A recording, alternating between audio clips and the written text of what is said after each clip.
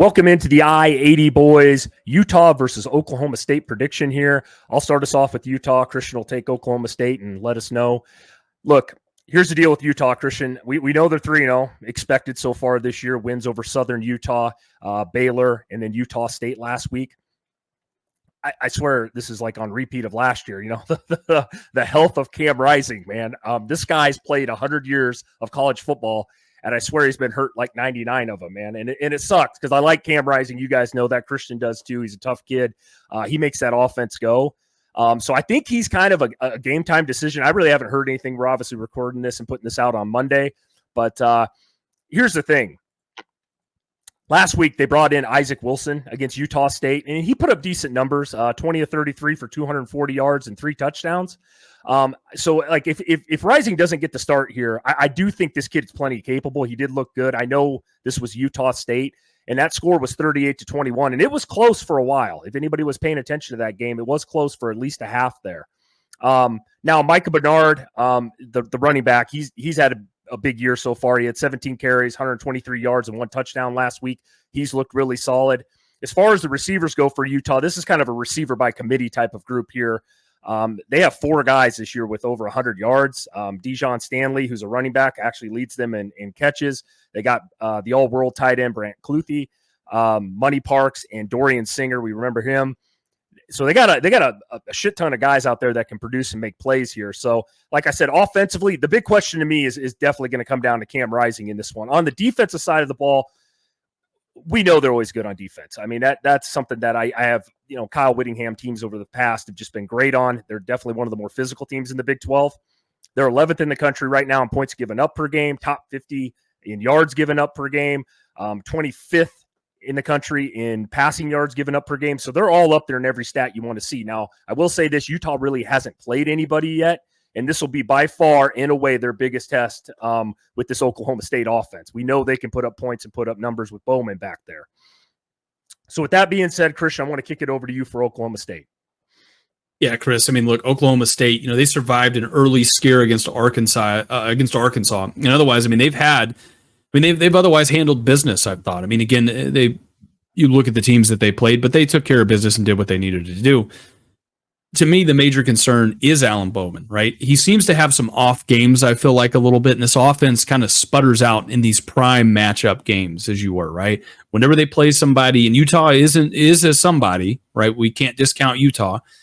Bowman kind of struggles, I feel like, and the offense as a whole kind of struggles a little bit. I want to see that get cleaned up a little bit.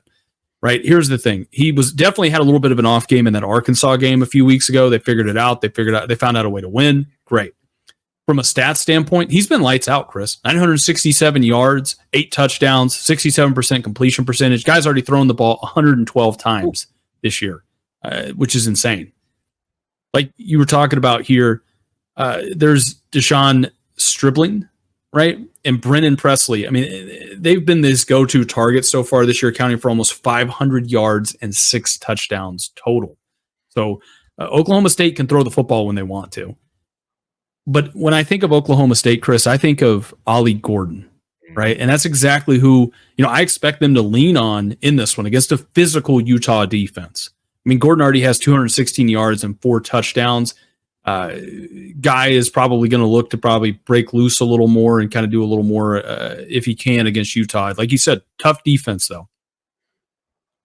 On the other side of the ball for Oklahoma State, I mean, we're going to see if Cam Rising plays. That's the big question. That's what you led off with. Been around for 100 years. Has struggled to stay healthy and see the field. But here's the thing. If Rising plays, this is what Utah should be licking their lips for here. Right? This is what Utah should lick their lips for. Oklahoma State, Chris, ranks 124th in the country in total defense right now.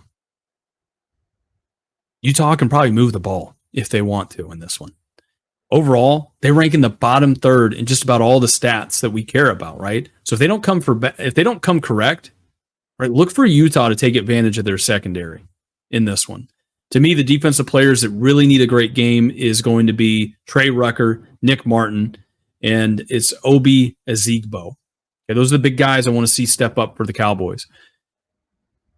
I think Oklahoma State has to limit Utah on the ground and force whoever's playing quarterback to beat them. If it's Cam Rising, that's going to be tough, right?